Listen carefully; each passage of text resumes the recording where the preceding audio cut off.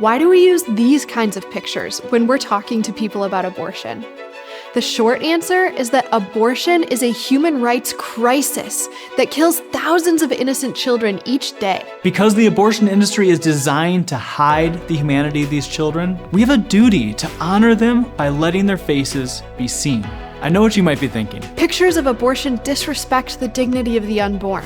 Or the images are alienating. Or maybe they just make you feel uncomfortable. But let me tell you a story. Not long ago, some pro-life friends of mine were doing outreach on a college campus in Florida. They had signs showing the victims of abortion, and they were engaging in loving dialogue with passersby. A young woman approached, and she said this. Last year, my friend was yelling and swearing at you guys for being out here. But soon after, she got pregnant, and she couldn't bring herself to have an abortion because of the photos that she saw that day. She was angry at pro-lifers for showing the reality of abortion.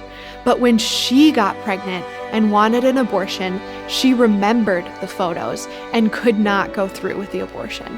Because she saw those children's photos, her baby is alive today. This story illustrates the strongest argument for the use of abortion victim imagery. It saves lives. Stories like this aren't the exception to our experience, they are the norm. In fact, Protect Life Michigan, along with many other organizations like Created Equal and the Canadian Center for Bioethical Reform, we have shown abortion victim imagery to millions and had hundreds of thousands of conversations with pro-choice people. In those conversations, we see 30% of people change their position on abortion. And we know that hundreds of lives have been saved because of these images. The evidence for this strategy isn't limited to our own internal data and results. A 2015 study out of Canada showed that when people simply see abortion victim imagery, even without any conversation, up to 67% of people have a more negative view of abortion. But if this evidence doesn't convince you, maybe history will. For centuries, virtually every successful social reform movement has used imagery to make people feel the way they ought to feel about injustice. Take William Wilberforce. He ended the slave trade in Great Britain by showing documentary evidence, picture drawings, first-hand accounts of suffering, showing the reality of slavery as explicitly as possible. Fast forward to the civil rights movement.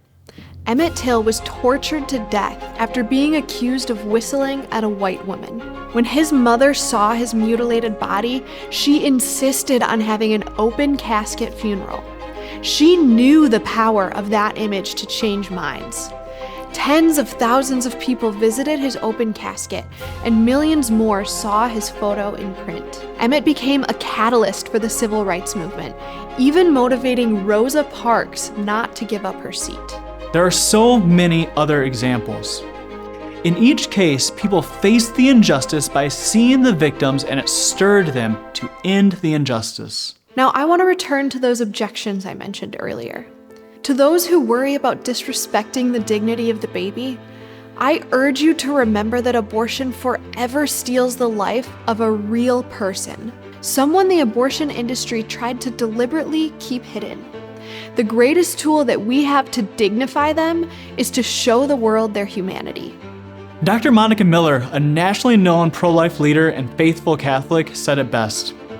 To expose the injustice done to these little someones is the highest possible respect that can be shown to that aborted child.